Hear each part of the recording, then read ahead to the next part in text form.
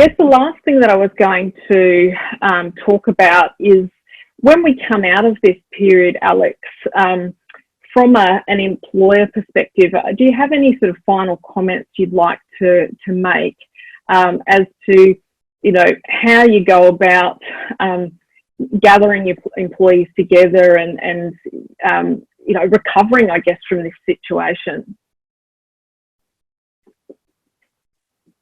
Alex, you're just on mute.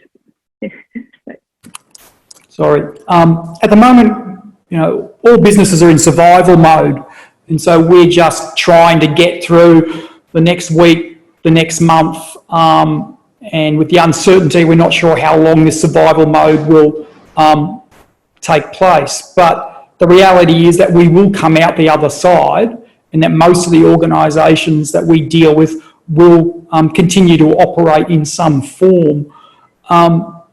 This sort of crisis is an opportunity to bring people together and to create uniformity of purpose and vision.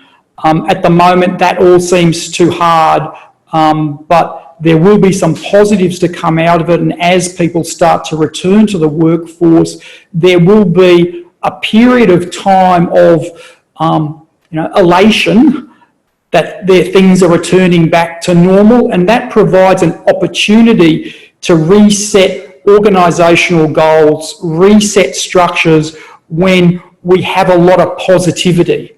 So within organisations, when we look to restructure, we look to change, often there is resistance from within, from those people that want to maintain the status quo.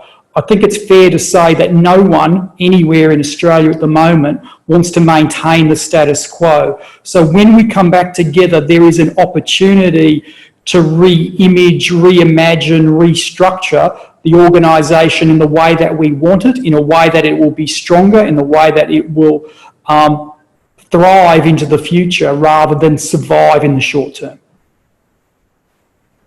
That's good advice, Alex. I think the other thing I know Jason would say from a psychological perspective is that it is going to be something that causes us all grief in its greatest term, and that we all know from being through, friends, family, ourselves, through periods of grief, loss of loved ones. We go through a cycle, and it's very often the months and years after the trauma has occurred that people are still recovering and have the most impact to their lives. So I think the wellness issues will not cease once we get past this period, that employers will continue to need to look at the wellness of their leaders and their people in terms of how they deal with this trauma our society is.